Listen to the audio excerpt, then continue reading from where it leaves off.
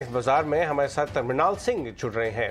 Mrinal, good morning. ईटीना स्वदेश में स्वागत है। नए साल में पहली बार बात हो रही है, सो हैप्पी न्यू ईयर। बाजार में करेक्टिव फेज से नजर आ रहा है, क्या ये बाजार का डर जस्टिफाइड है कि ये जो ग्लोबल मंदी कह लीजिए, स्लो डाउन कह लीजिए, इसका असर भारतीय बिजनेसेस को भी पड़ेगा और उस हिसाब से शायद हमारे मार्केट्स थोड़ा सा ओवर वैल्यूड है या हायर साइड पे वैल्यूएशन है?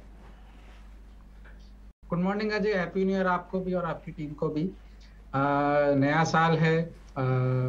कुछ चीजें लेकिन पिछले साल की अभी भी बाकी हैं, जैसे मंदी की और स्लो डाउन की जो बातें हैं, ये लाजमी है। मेरे ख्याल से वेस्ट और वेस्ट फेसिंग डिमांड ग्रोथ पे इम्पैक्ट करेगी, जो एक्सपोर्ट पार्ट ऑफ इकोनॉमी है। लेकिन हमारे यहाँ मेरे ख्याल से ये कैलेंडर या रूरल को बिलोंग करता है।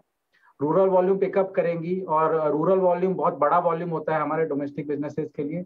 तो मेरे ख्याल से बिजनेसेस थोड़ा सा लैक ऑफ डिमांड एक्सपोर्ट में देखेंगे, लेकिन डोमेस्टिक साइड में सरप्राइज की संभावना है।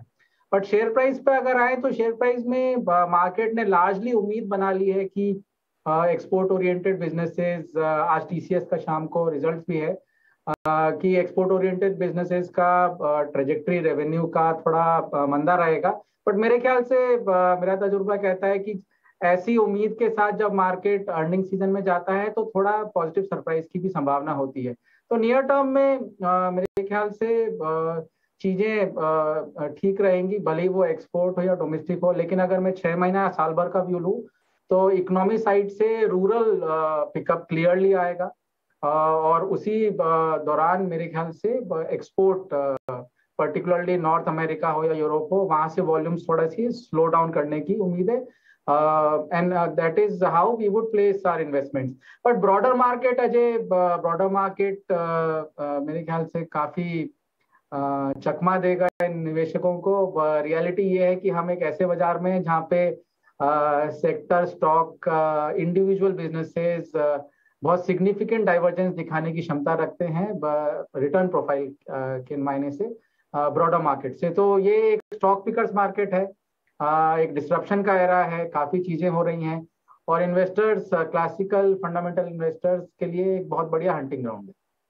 बिल्कुल ठीक है। कुछ और स्पेसिफिक एरियाज के बारे में बात करते हैं। आप रूरल में बुलिश नजर आ रहे हैं, तो क्या टू व्हीलर स्टॉक्स जो रूरल या ट्रैक्टर से जुड़े बिजनेसेस, जो रूरल प्ले अच्छे हैं, और दूसरी बात ये लास्ट कुछ सालों में चले ही नहीं है, स्पेशली टू व्हीलर, तो क्या वहां पे एक बेट लेना उचित होगा? वैल्यूएशन अट्रैक्टिव है? हाँ, तो उसको एक तरीके से कहना सही है, उसको दो तरीके से टारगेट किया जा सकता है। हम एंसिलरी के थ्रू भी देख सकते हैं, ऐसी एंसिलरीज जो टू व्हीलर ओईएम्स को फीड कर रही हो, फोर व्हीलर ओईएम्स को फीड कर रही हो और एक्सपोर्ट भी कर रही हो। मेरे ख्याल से ये इस टाइप की एंसिलरीज एक अच्छा चॉइस है। अगर हमको कॉन्फिडेंस आता है कि रूरल वॉल्यूम जेन्युइनली पिक कर रही है, तो pure play rural OEMs, two wheeler हो, इवन फोर व्हीलर्स हैं जो काफी रूरल रेवेन्यू रखते हैं, तो वो भी बेनिफिशियरी रहेंगे। So yes, valuation comfort two wheelers में अच्छा है। ग्रोथ की कंसर्न रही है, डिसरप्शन का एक एक्स भी उनके ऊपर रहा है कि इलेक्ट्रिफिकेशन से ये इंटरनल कंबस्शन इंजन वाले टू व्हीलर शायद ज्यादा दिन नहीं अपनी ग्रोथ दिखा पाएंगे। सो ये कंसर्न्स हैं, बट मेरे ख्याल से बनता है कि थोड़ा उनको इवैल्यूएट किया जाए एक नए नजरिए से। प्रियंका यार, एक व्यू आपसे न्यू एज टेक स्टॉक्स पर भी समझना चाहेंगे, क्योंकि ये टेक स्टॉक्स जो अच्छी खासी इनकी लगभग $20 बिलियन के वाइप आउट के बाद अब क्या ये वैल्यू जोन में दिख रहे हैं? एटलीस्ट फ्रैंकलिन टेम्पल्टन के जो इंटरेस्टिंग डेटा पॉइंट्स आए उससे तो देखकर लग रहा है। अब कई सारे ब्रोकरेज हाउसेस की रिपोर्ट्स आप देखें, पेटीएम हो, पीबी फिनटेक हो, उन पर बोफा जैसी रिपोर्ट्स भी आ रही हैं और उसमें दिख रहा है कि कहीं ना कहीं वैल्यू जोन में ये दिख रहे हैं। क्या आप इसे रेकमेंड करेंगे? जिस school of thought of value पे मैं बिलोंग करता हूँ, वहां पे थोड़ा प्रॉफिट मायने रखता है। न्यू एज बिजनेसेस, मैं खाली टेक नहीं कहूंगा, कोई भी न्यू एज बिजनेस मॉडल जो यूनिट इकोनॉमिक बेसिस पे प्रॉफिटेबिलिटी दिखा पाएगा, उसमें मेरे ख्याल से क्लियरली वैल्यू है।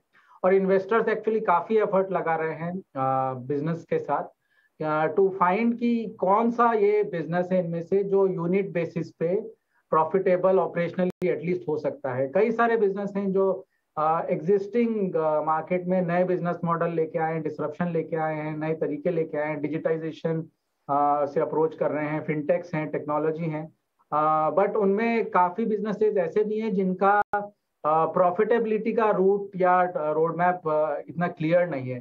तो उनमें से जो भी एक प्रॉफिटेबिलिटी का रोड मैप क्लियर कर पाएगा और डिस्प्ले कर पाएगा सस्टेनेबल प्रॉफिट, आई थिंक वहां पे क्लियरली वैल्यू है।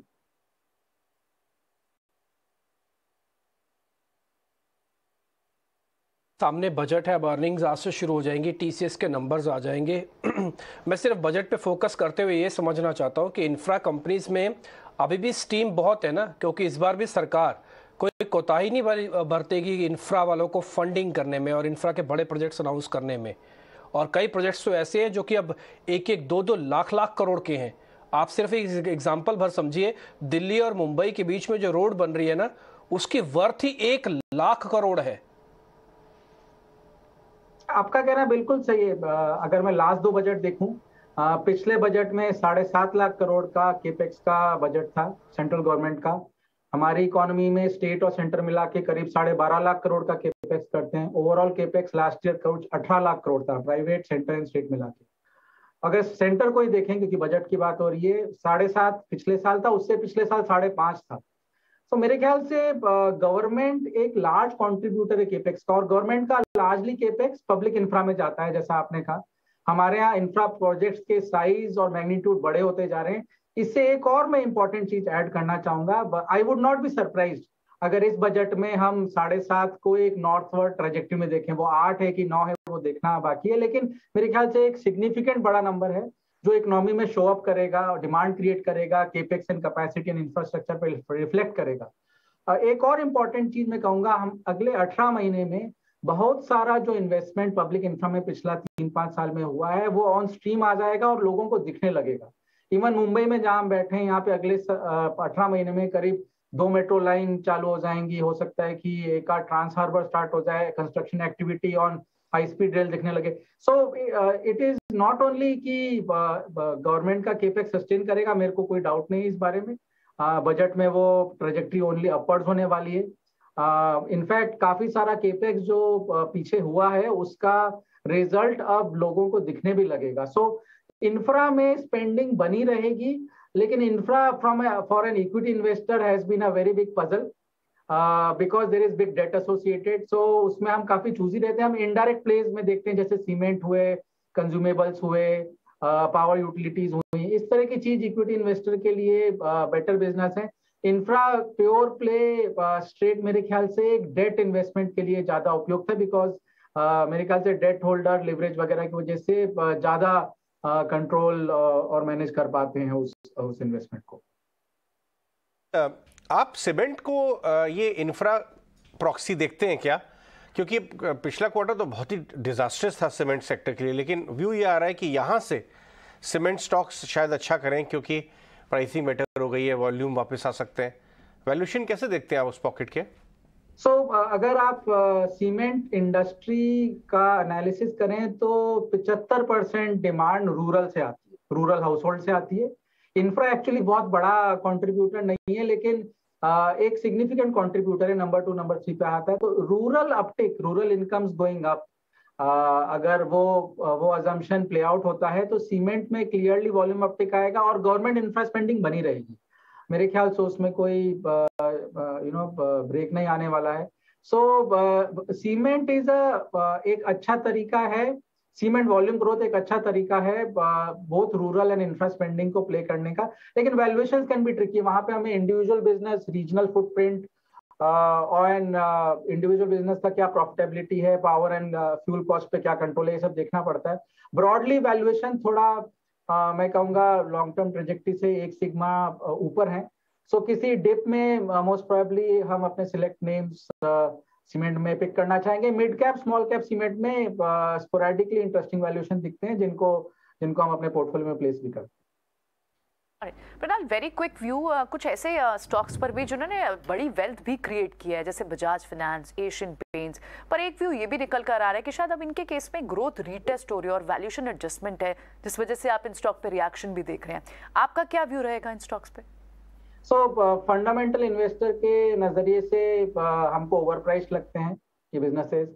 ऑल्दो ये बिजनेस की क्वालिटी पे कोई कमेंट नहीं है, business quality is very good, both the businesses जिनका आपने नाम लिया, इसके अलावा भी और बिजनेसेस है, excellent business quality, superiorly manage, उन सब पैरामीटर्स में कोई दिक्कत नहीं है, बट रिस्क रिवॉर्ड अनफेवरेबल लगता है। सो हमारे फ्रेमवर्क में ये ज्यादा फिट नहीं होता